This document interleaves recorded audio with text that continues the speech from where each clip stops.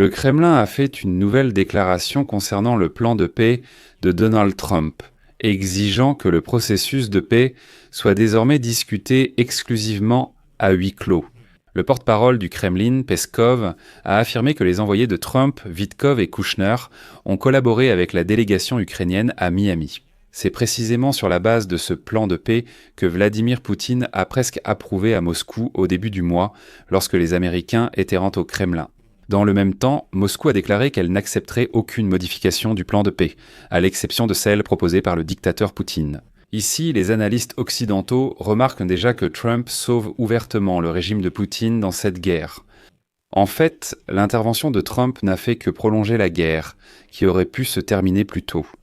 Comme l'écrit The Guardian, Poutine détruit systématiquement son pays. Sa guerre en Ukraine, qu'il a lui-même déclenchée, est une catastrophe économique, financière, géopolitique et humaine pour la Russie, qui s'aggrave de jour en jour. Mais voilà que soudainement, le président américain Donald Trump apparaît et tend la main à Poutine pour le sauver. Cependant, Poutine a rejeté cette proposition. Ainsi, comme l'écrit The Guardian, ces deux idiots ils se méritent. Bonjour les amis, je m'appelle Alexei Petchi. Discutons ensemble de ce sujet, mais avant de commencer, je vous demande de liker cette émission, de vous abonner à la chaîne et de ne pas oublier d'écrire un commentaire détaillé sous cette vidéo. De plus, abonnez-vous à ma chaîne Telegram Petchi News, le lien se trouve dans la description de cette vidéo. Nous y publions des actualités en temps réel dès qu'elles arrivent. Si vous souhaitez soutenir le travail de cette chaîne YouTube, vous pouvez le faire financièrement via un don ou un abonnement en utilisant les liens et les coordonnées dans la description de cette vidéo. Je vous serai reconnaissant de tout soutien. Le Kremlin a indiqué qu'il était important d'évaluer les résultats de la délégation américaine et ukrainienne après les consultations russo-américaines à Moscou. Le Kremlin affirme également qu'il souhaite travailler dans le calme. Le porte-parole du dictateur russe, Dmitri Peskov, a déclaré qu'un travail approfondi avait été mené à Moscou lors de la rencontre avec l'envoyé spécial américain Steven Witkoff et Jared Kushner, le gendre du président Donald Trump, concernant le processus de négociation. Bien qu'auparavant, je rappelle que l'assistant de Poutine, Utchakov, avait déclaré « Écoutez, oui, nous avons survolé le sujet, nous avons juste un peu discuté des bases de ce plan de paix. Et c'est tout, nous ne sommes pas vraiment entrés dans les détails, etc. » Le 2 décembre, lors des négociations à Moscou, Utchakov l'a déclaré. Aujourd'hui, le 8 Peskov affirme « Nous avons travaillé très concrètement et en profondeur sur ce plan de paix. » C'est un clin d'œil. Mon clin d'œil à la question de savoir dans quelle mesure on peut faire confiance aux Russes malhonnêtes. Un Russe, c'est synonyme de mensonge, c'est déjà un axiome, mais je vais citer Peskov. Et ensuite, Vitkov et Kushner ont déjà travaillé sur la base des résultats qui avaient été obtenus. À Moscou, ils collaboraient déjà avec la délégation ukrainienne menée par Roustam Umerov, secrétaire du Conseil de sécurité nationale. Maintenant, nous devons comprendre quels sont les résultats de ce travail. De plus, selon le porte-parole de Poutine, les partis comprennent mieux qu'il faut travailler calmement. Et le Kremlin insiste pour que les détails clés de l'accord de paix ne seront pas divulgués avant sa signature. Le 2 décembre, à Moscou, Vladimir Poutine a rencontré Steve Vitkov, représentant spécial des États-Unis pour le Moyen-Orient. Était aussi présent le gendre de Trump, Jared Kushner, et l'envoyé de Poutine, Kirill Dmitriev. Cette rencontre a duré 5 heures. L'assistant de Poutine, Yuri Utchakov, après discussion avec la délégation américaine, a déclaré qu'aucun compromis n'avait encore été trouvé sur la guerre en Ukraine. Après cela, les négociateurs de Trump ont eu plusieurs rencontres avec la délégation ukrainienne. Le 6 décembre, le président ukrainien Volodymyr Zelensky, Vitkov et Kushner ont eu une conversation téléphonique de 2 heures. Et donc, selon les sources d'Axios, les parties ont discuté des territoires et des garanties de sécurité. Sur la deuxième question, un accord a pratiquement été trouvé, mais sur la première, absolument pas.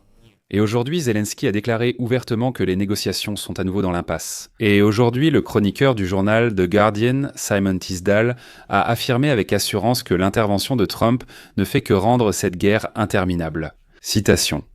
Le président de la Russie, Vladimir Poutine, détruit systématiquement son pays. Sa guerre en Ukraine, qu'il a lui-même déclenchée, est une catastrophe économique, financière, géopolitique et humaine pour la Russie, qui s'aggrave chaque jour pour des raisons obscures qui lui sont propres. Le président des États-Unis, Donald Trump, une autre menace nationale, lui a tendu la main la semaine dernière, mais Poutine a rejeté cette offre. Ces deux imbéciles se méritent l'un l'autre.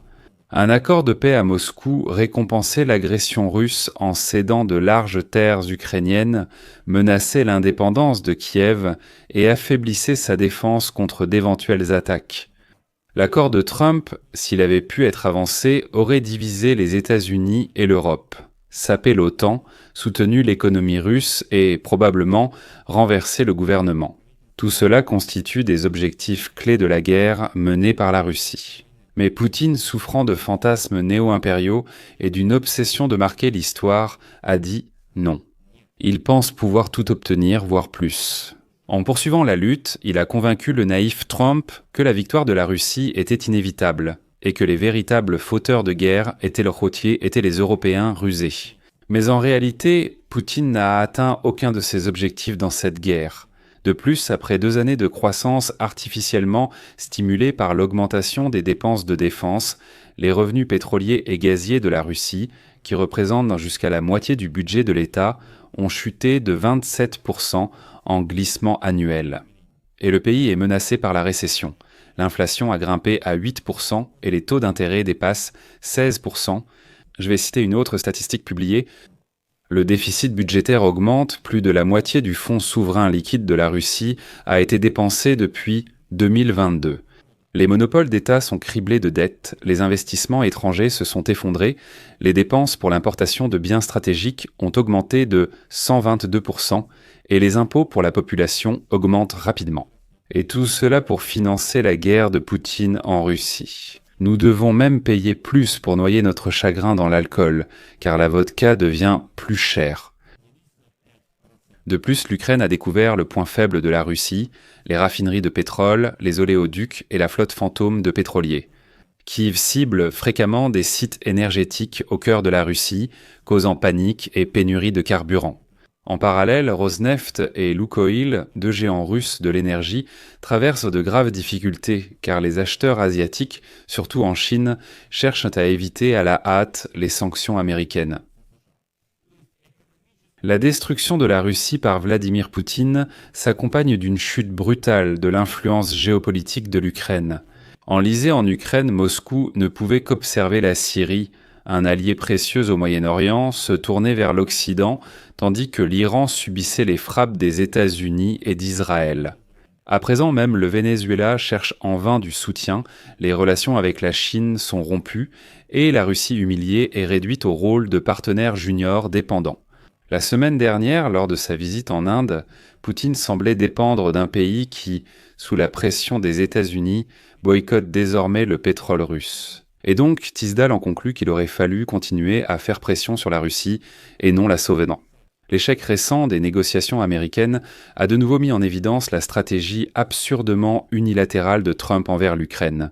En cédant à la Russie dès le début, il a affaibli l'Ukraine, attaqué Zelensky et tenté de stopper Poutine. Et encore une autre citation de Tisdale à la fin. Le désir égoïste de Trump de jouer les pacificateurs et de gagner rapidement la nomination de proches incompétents et de partisans comme représentants, ainsi que ses tentatives de contourner et d'humilier l'Europe, tout cela aide et encourage Poutine. L'ingérence de Trump prolonge la guerre, il doit se retirer avant de causer encore plus de dégâts, et l'Europe ainsi que l'OTAN doivent intervenir en fournissant plus d'armes à l'Ukraine.